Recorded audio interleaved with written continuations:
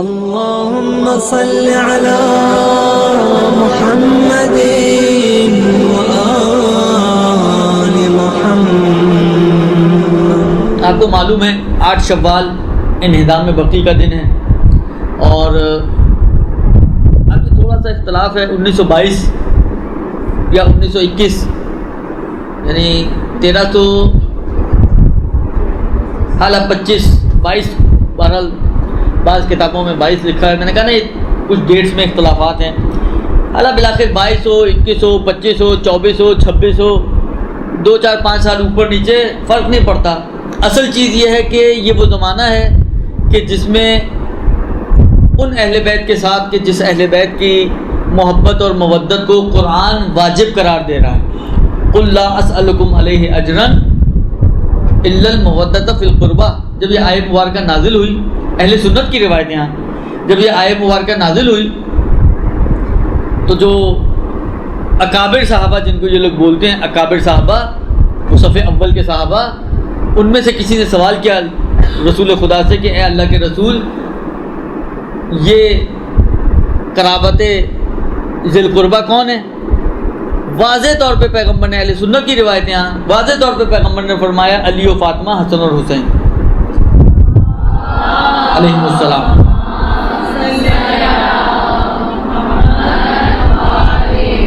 دیکھیں روایت کا جملہ یہ کہ یہ کون ہے کہ جن کی مودت اور محبت کو ہم پر واجب قرار دیا جا رہا ہے؟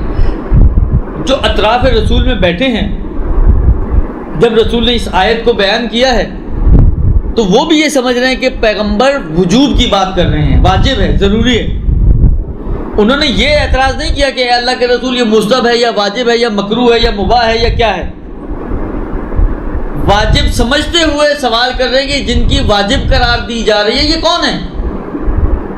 مصداق کو طے کیا جا رہا ہے، وجوب میں کوئی ڈسپیوٹ نہیں کیا گیا، لہذا اللہ کے رسول نے مصداق کو معین کر کے کہا کہ جن کی محبت کو واجب قرار دیا جا رہا ہے وہ یہ افراد ہیں۔ اللہ کے رسول نے بھی نہیں کہا کہ دیکھو غلط فہمی میں مبتلا نہ ہو، وجوب کی بات نہیں، یہاں پر استحباب کی بات ہے۔ دیکھیں ہمارے علمیات میں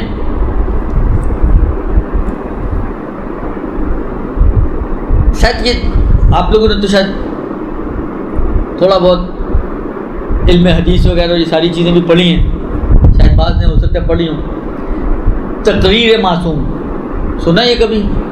ایک تقریر وہ ہوتی ہے جو ہم لوگ کرتے ہیں، وہ نہیں ہے تقریر، یہ وہ والی تقریر نہیں ہے۔ تقریر معصوم پتہ ہے کسی کو کیا ہوتی ہے؟ یہ تو میں نے بتا دیا کہ یہ بولنے والی تقریر نہیں ہے۔ جی کچھ سمجھ نہیں آ رہا؟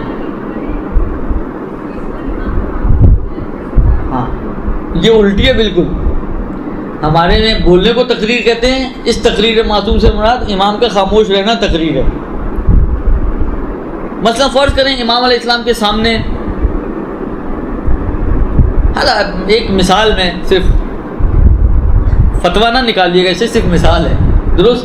فرض کریں کہ آپ امام علیہ السلام کے سامنے گئیں اور آپ کی گردن یہاں تک کھلی تھی، ٹھیک ہے، اور امام علیہ السلام نے آپ کو ٹوکا نہیں، خاموش رہے، دیکھا امام نے، تقیہ بھی نہیں تھا، کوئی مشکل بھی نہیں تھی، یعنی امام علیہ السلام بول سکتے تھے مگر نہیں بولے، تو یہ جو امام خاموش رہے اس سے سمجھ میں آتا ہے کہ یہ حصہ اس کا مطلب ہے کھولنا جائز ہے، اس کو کہتے ہیں تقریر معصوم۔ امام علیہ السلام کا نہ بولنا نہ ٹوکنا یہ دلالت کرتا ہے اس بات کے اوپر کہ مسئلہ شرعی اتنا ہی ہے جتنا وہ دیکھ رہے ہیں۔ سمجھ میں آئی بات؟ اگر یہ وجوب نہ ہوتا، اسی کا ایک مصداق یہ بھی ہے کہ اگر آپ واجب سمجھ رہے ہیں اور واجب سمجھتے ہوئے امام سے یا پیغمبر سے سوال کر رہے ہیں اور امام اور پیغمبر آپ کی اس غلط فہمی کو دور نہ کریں، کہیں نہیں واجب نہیں ہے بھائی یہ مستحب ہے، تو اس غلط فہمی کا دور نہ کرنا دلالت کرتا ہے کہ یہ واجب ہی ہے، اس کا مطلب ہے، اس کو کہتے ہیں تقریر معصوم۔ پیغمبر جیسی ہستی، ان سے سوال کیا جا رہا ہے کہ جن کی مودت واجب قرار دی جا رہی ہے یہ کون ہے؟ پیغمبر نے کہا کہ پہلے تو میں تمہیں یہ کلیئر کر دوں کہ یہ واجب نہیں ہے بھائی۔ پیغمبر نے بھی ان کے ذہنوں میں جو وجوب آیا ہے اس وجوب کو مانتے ہوئے مصادیق کو معین کیا ہے کہ اس سے مراد یہ 4 ہستیاں ہیں۔ اس کا مطلب کیا ہوا کہ پیغمبر بھی اس بات کو مان رہے ہیں اور لوگوں تک یہ پیغام گویا پہنچا رہے ہیں اپنی تقریر کے ذریعے سے کہ واجب ہے ان کی مودت اور ان کی محبت.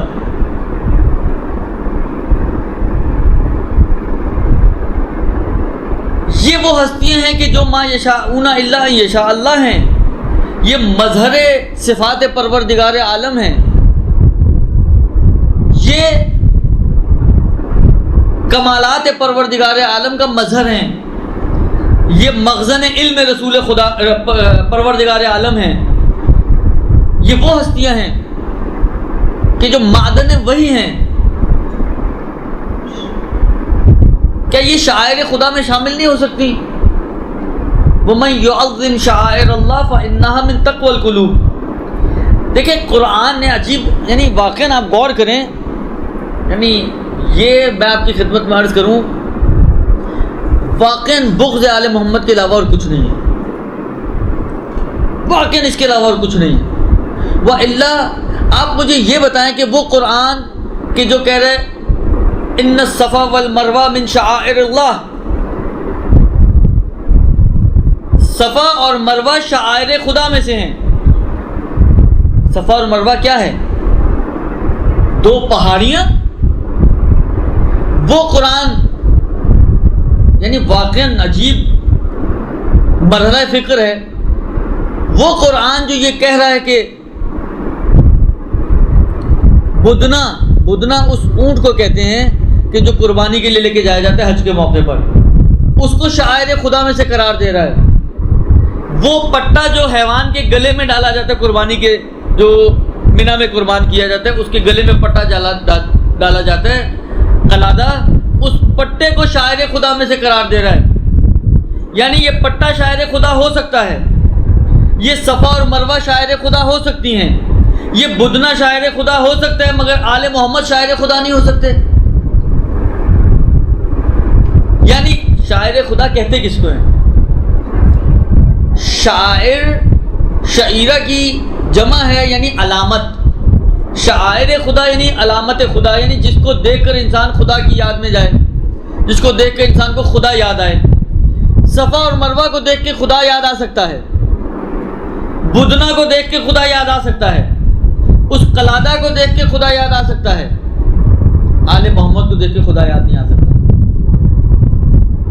وہ آل محمد جو میں نے عرض کیا نا کہ سر تا سر مظہر صفات پروردگار عالم ہے، یعنی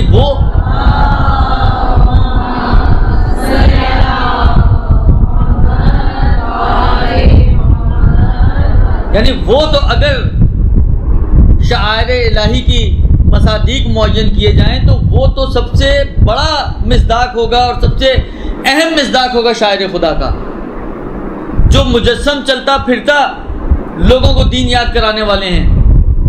جو مجسم یعنی یہ اہل بیت، اب ان کی صفات کے اندر آپ چلے جائیں، ان کی سیرت کے اندر اگر آپ چلے جائیں، یہ اپنی زندگی میں ان کی زندگی مگر کیا تھی؟ وہ حسین جو نوک نیزہ پہ قرآن کی تلاوت کر رہا ہے، مگر کہ کیا خدا کی قدرت اور خدا کی طاقت کو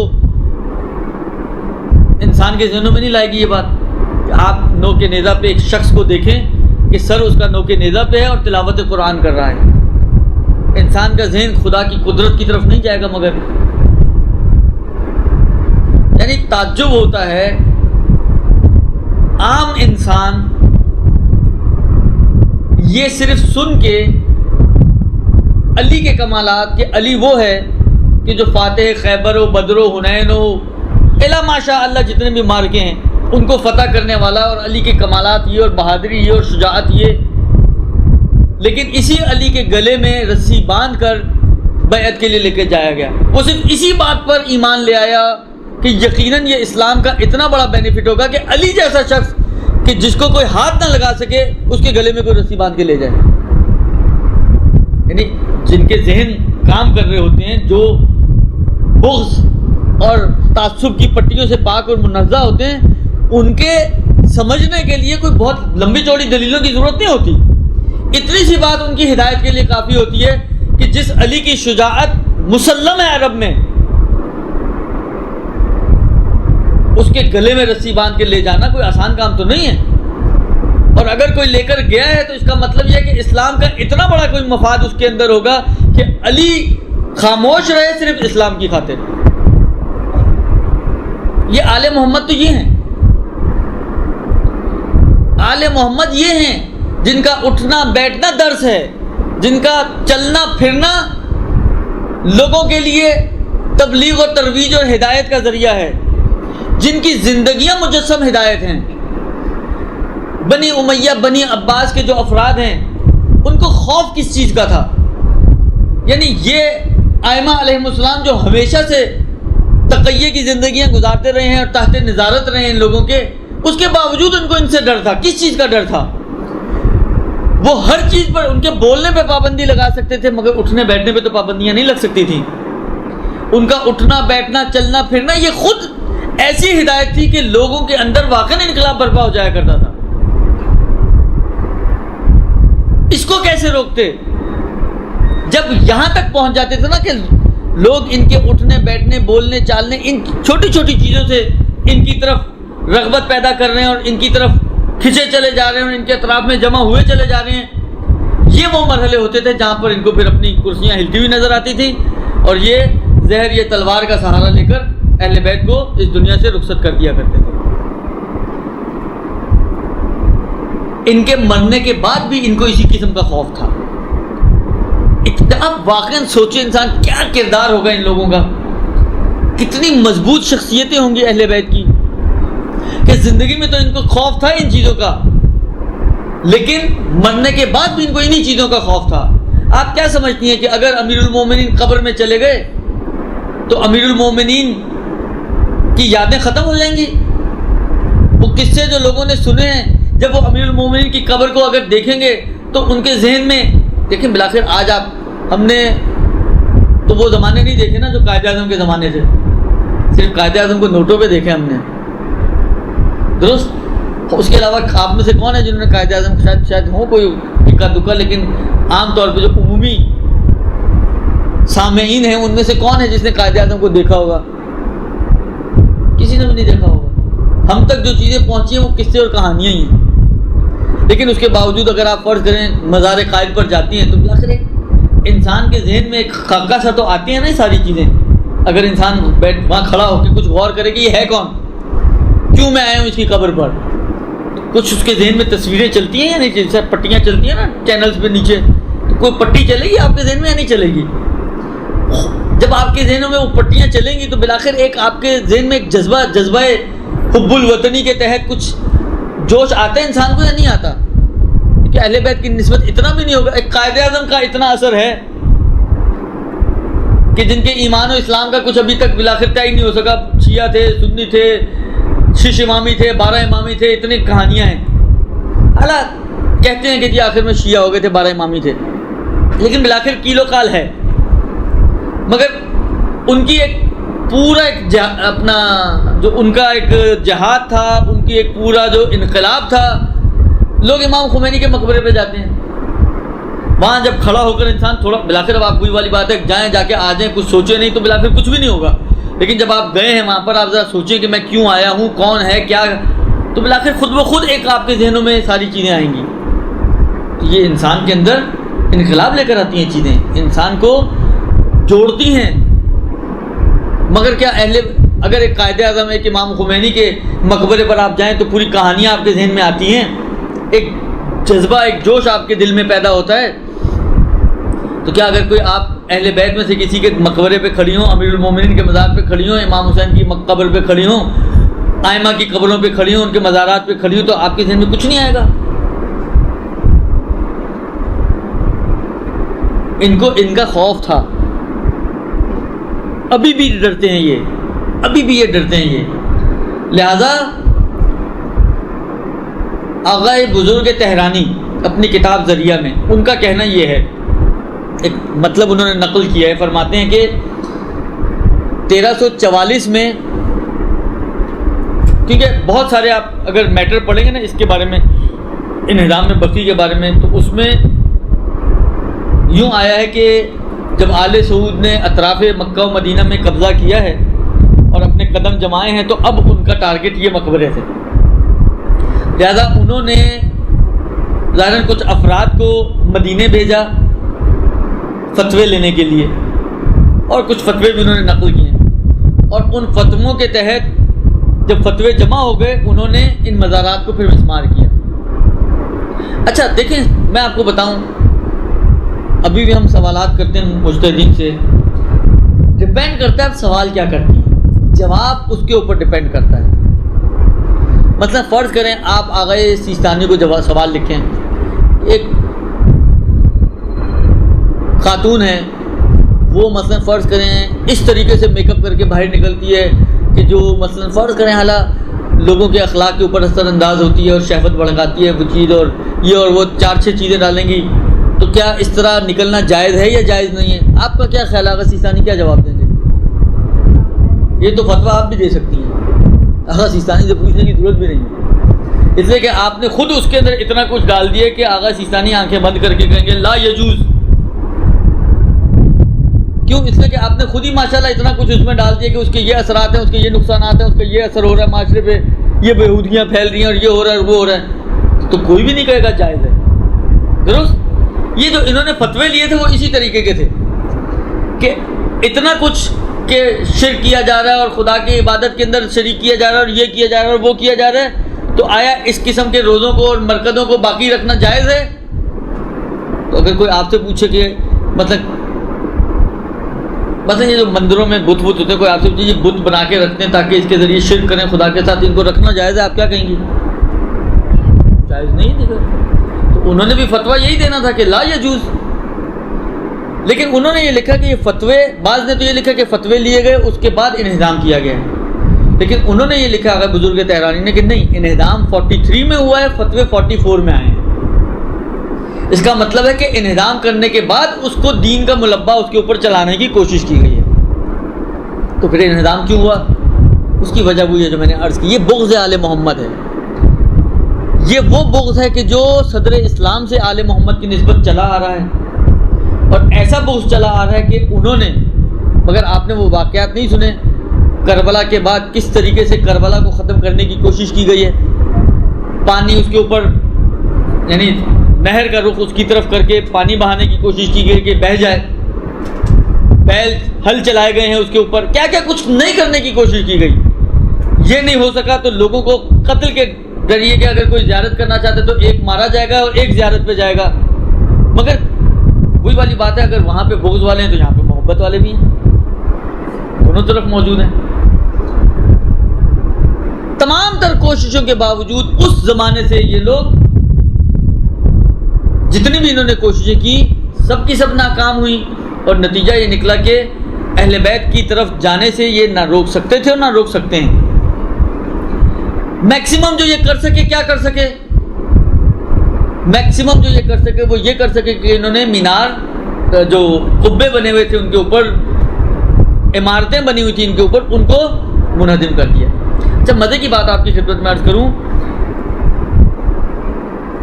ایک کتاب ہے اگر آپ لوگوں نے دیکھی ہو، 101 دلچسپ مکالمے، نہ دیکھی ہو تو ضرور دیکھیں، لیکن خرید کے دیکھیے گا، درست اچھی کتاب ہے، مناظرے ہیں اس میں۔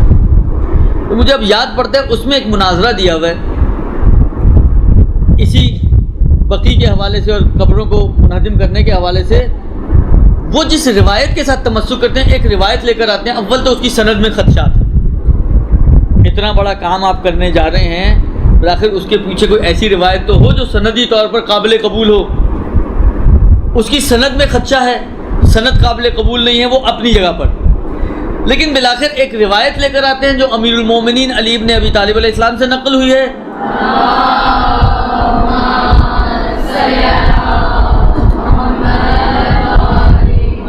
جنہوں نے کسی شخص سے کہا کہ کیا میں تمہیں اسی کام پر مامور نہ کروں کہ جس کام پر رسول خدا نے مجھے مامور کیا تھا؟ کہا کہ جی۔ کہا کہ جہاں تم کوئی بھی تصویر دیکھو اس کو خراب کر دو، اور جہاں کوئی بھی قبر اونچی دیکھو تو اس کو مساوی کر دو۔ لفظ تسویہ آیا وہاں پر، لفظ تسویہ آیا وہاں پر۔ قرآن نے اس قسم کے لوگوں کے لیے ایک تعبیر استعمال کی ہے۔ سورہ آل عمران کی ابتدائی آیتیں آپ جا کے دیکھیے گا، قرآن نے پہلے تقسیم بندی کی ہے آیات کی، فیہ فیہ آیات محکمات ہن ام الکتاب و اخر متشابہات. اس قرآن میں کچھ محکم آیتیں ہیں جو اصل کتاب ہیں، ام کتاب ہیں، اور کچھ متشابہ آیتیں ہیں. ومن کان فی قلوبہم زیغ، اور وہ لوگ کہ جن کے دلوں میں کجی ہوتی ہے وہ ان متشابہ آیتوں کو اپنے فیور میں یوز کرتے ہیں. اچھا یہ چیز صرف قرآن میں نہیں ہے، یہ روایتوں میں بھی یہ چیزیں ہیں.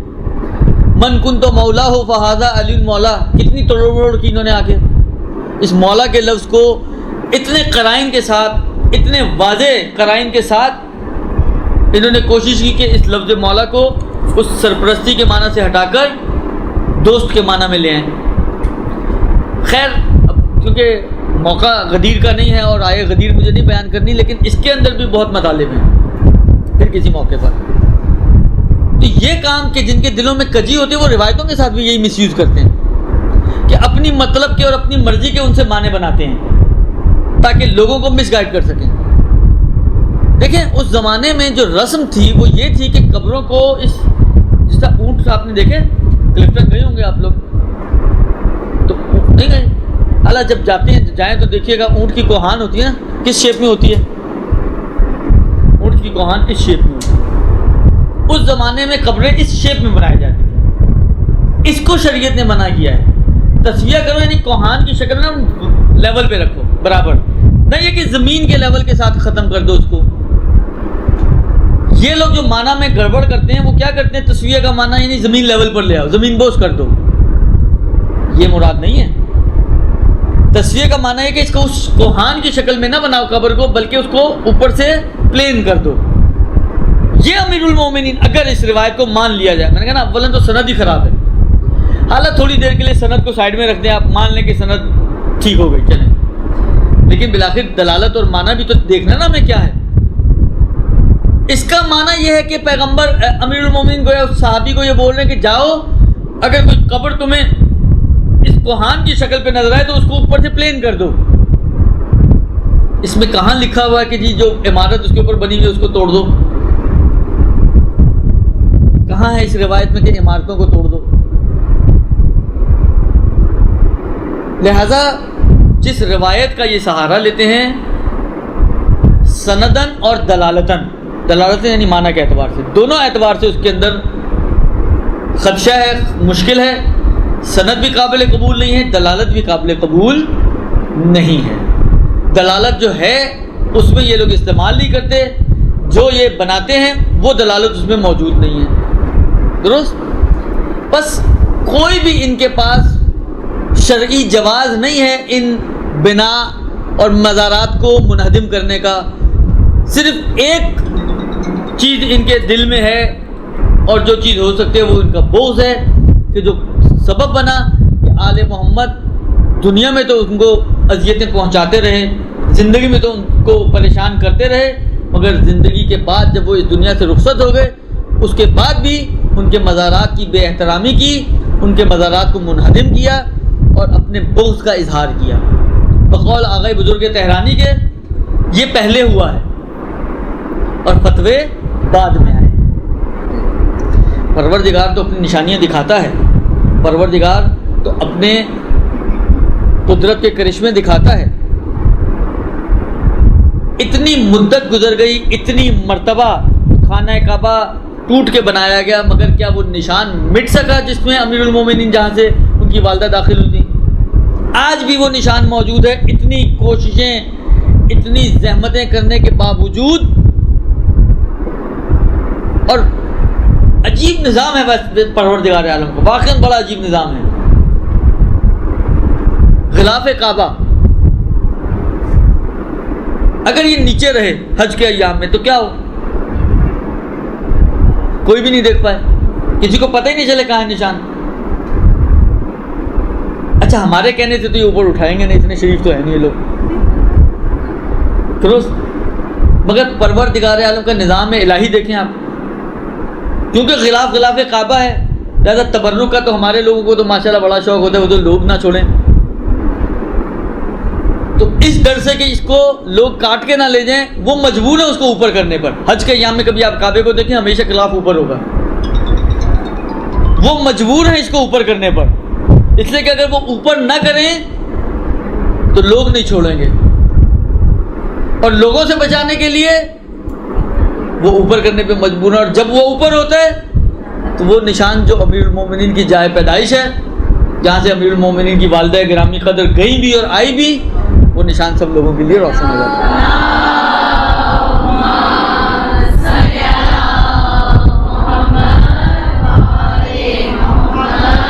آئے مبارکہ ہے نا، واللہ متم نورہ ولو کرہ المشرکون، خدا اپنے نور کو مکمل کر کے رکھتا ہے، چاہے کسی کو، چاہے کافروں کو، یا بعض جگہ مشرکین ہیں بعض جگہ کافرون ہیں، چاہے کافروں اور مشرکوں کو کتنا ہی ناگوار کیوں نہ گزرے، مگر جو کام پروردگار عالم کرنا ہے اس کو پورا کر کے رہتا ہے۔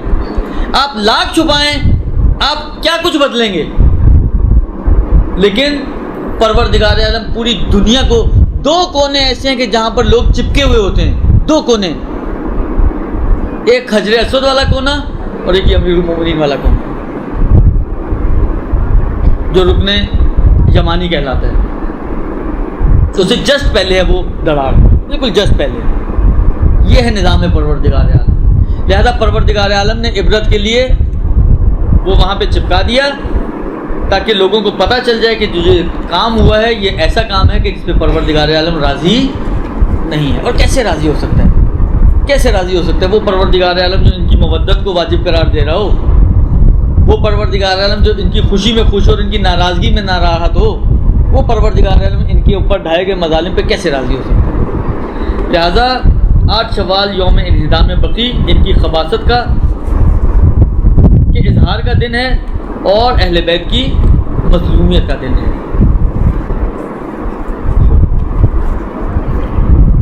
دعائے افتتاح کیا ماہ رمضان میں پڑھنے کے علاوہ دیکھیں، عنوان دعا پڑھنے میں کوئی حرج نہیں ہے، آپ کا یہ قصد نہ ہو کہ یہ انہی دنوں کی دعا ہے، دعا تو رمضان سے مخصوص ہے، لیکن عنوان دعا پڑھنے میں کوئی حرج نہیں ہے۔ اگر ہاتھ پر مہندی لگی ہے تو بہت پرانا سوال ہے، اتنا پرانا کہ مجھے تو جواب دینے کا بھی موڈ نہیں ہو رہا میرے، یہ اتنی دفعہ میں بتا چکا ہوں، میرے اپنے خیال میں یہ مشکل نہیں ہے، آپ کر سکتے ہیں مجھے۔ اگر کسی کو علم نہ ہو کہ ماہ رمضان میں جو روزے قضا ہوتے ہیں،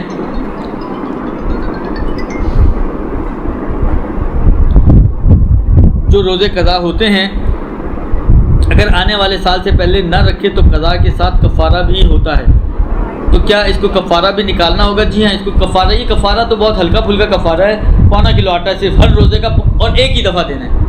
یہ فدیہ ہے اصل میں، جو کفارہ جس کو آپ نے لکھا ہے، اس کو یہ لوگ کفارہ بھی تعبیر کرتے ہیں، لیکن کفارہ غیر عمدی جو فدیہ کہلاتا ہے، یہ ہر روزے کا جو ڈیلے ہوتی ہے پہلے سال سے، تو پہلے سال سے ڈیلے کے لیے ایک روزے کا 1.25 کلو آٹا دینا ہے، اگلے سالوں سے جو ڈیلے ہوگا اس میں کچھ نہیں ہے، صرف یہ یوں سمجھیں کہ اگر آپ نے 10 سال روزے نہیں رکھے تو 10 سال کی ڈیلے پر ایک ہی فدیہ ہے، ایک روزے کا 1.25 کلو آٹا کسی بھی شرعی فقیر کو جو دیندار بھی ہو۔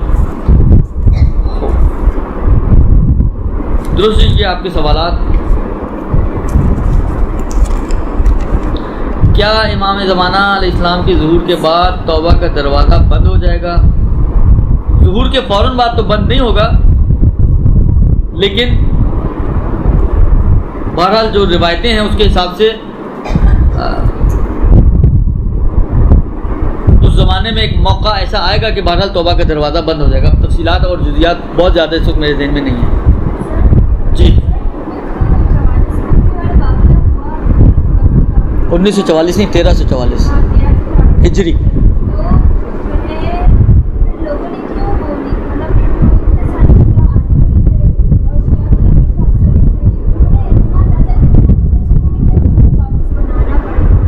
وہ لوگ دیکھیں، عرض کروں حکومت ان کی ہے، اور حکومت میں یہ لوگ تلوار کے بھی قائل ہیں، یہ لوگ ان چیزوں کو پھر کیئر نہیں کرتے ہیں کہ سامنے کون ہے، لہذا ابھی بھی آپ جائیں وہاں پر، اگر دعا پڑھ لیں یا کسی سے زیادہ چرا بیعت کریں، اٹھا کے لے جاتے ہیں لوگ، تو کیونکہ ان کی اپنی حکومت تھا، کنٹرول ان کا تھا، اس لیے بلاخر آپ کتنے عرصے سے فلسطین کے لیے، قبلہ اول کی آزادی کے لیے پروٹیسٹ کر رہی ہیں، کیا ہوا نتیجہ؟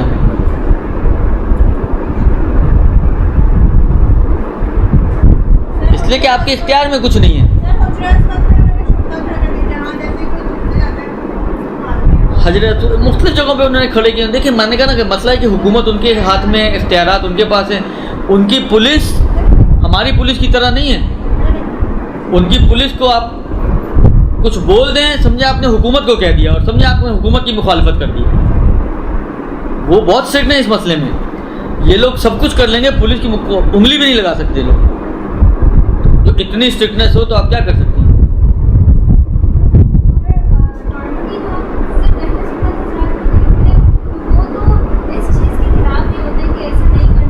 یہ وہابی مسلک ہے.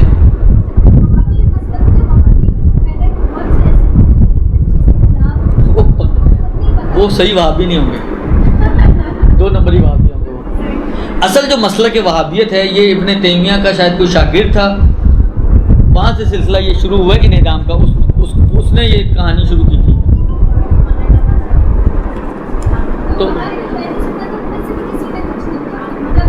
وہ بھائی دیکھیں ان کا جو رسمی مذہب جو ہے وہ وہی وہابی لوگوں کا ہے نا. آل سعود وہابی لوگ ہیں سارے، سنی تو نہیں ہیں. لہٰذا اس لیے وہاں پر مشکلات ہیں بہت. آپ کھڑے ہو کے دعا نہیں پڑھ سکتی، آپ کھڑے ہو کے زیارت نہیں کر سکتی، آپ کسی زری کو ہاتھ نہیں لگا سکتی. اور کیا آپ واپس قبریں بنانا چاہتی ہیں؟ یعنی جو آپ یہ نہ کر سکیں، یہ چھوٹی قبریں بنانے کی نسبت اس کی کیا ویلیو ہے؟ بھائی ان کا مذہب ہے، ان کا دین ہے، ان کی شریعت ہے. اب جس سے فرض کریں ابھی میں آپ کی خدمت میں کروں، مثلا ایران ہے، ایران کی ایک فورس ہے گشت ارشاد کہلاتی ہے. ان کا کام وہی امر بالمعروف و نہی عن المنکر ہے. اب فرض کریں کہ ایک بے پردہ خاتون کو وہ روکیں ٹوکیں، آپ کہیں گے یہ تو غلط ہے نا، وہ گھومنے جا، آپ کا کیا جاتا ہے؟ جس طرح یہ کرتے ہیں امر بالمعروف کے نام سے، وہ بھی کرتے ہیں امر بالمعروف کے نام سے. کہتے ہیں کہ بھائی آپ بدعت کر رہی ہیں، گناہ کر رہی ہیں، تو روکنا ہماری ذمہ داری ہے، لہٰذا ہم روکیں گے، آپ کو نہیں کرنے دیں گے، پابندیاں لگائیں گے. یہ مسئلہ ہے. وہ یہ سارے کام کرتے ہیں دین و مذہب کے نام پر.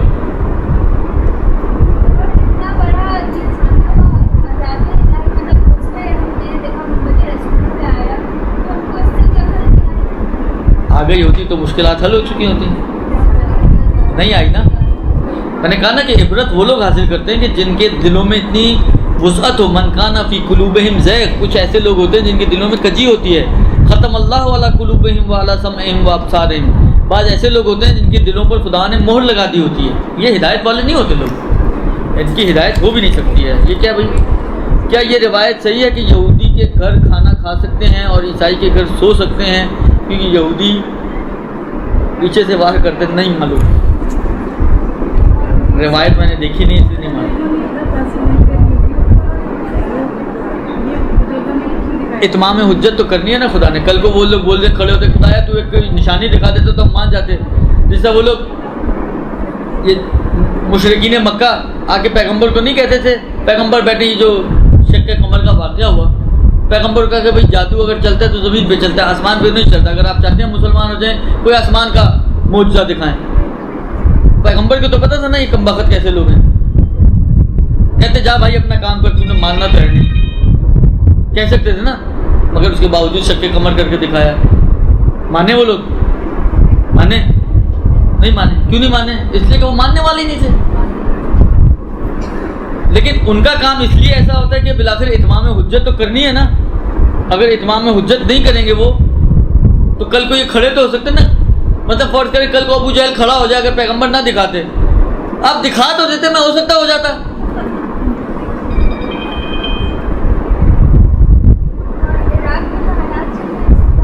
اللہ ان کی حالت بہتر کرے انشاءاللہ. دعا ہی کر سکتے ہیں اور کیا کر سکتے ہیں. حالات جو خراب ہیں عراق کے، بہرحال دعا ہے ہماری کہ پروردگار وہاں پہ بھی یہ ان کا وہابیوں کا مسئلہ ہے. داعش وہی وہابی مسئلہ ہے.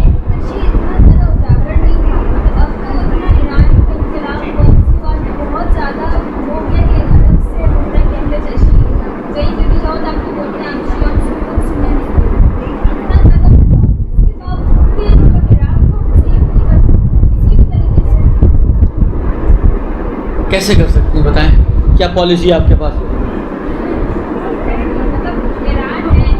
دیکھیں مسئلہ یہ ہے کہ میری بہن بات سنو آپ. مسئلہ یہ ہے کہ آپ دیکھو اس وقت جو نظام، جو خطۂ ارض کا نظام ہے، وہ باؤنڈریز پہ چل رہا ہے.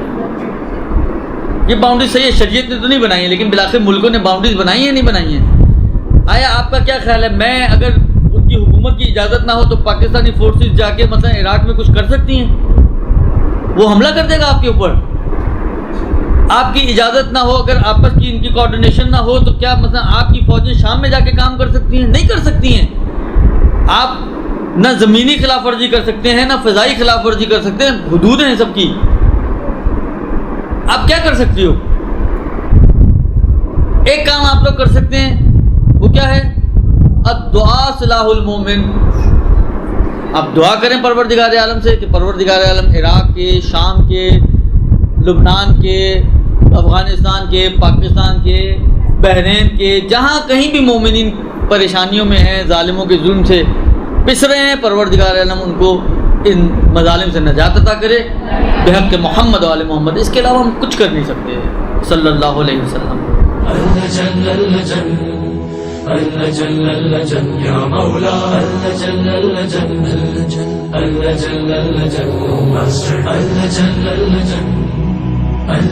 يا صاحب السماء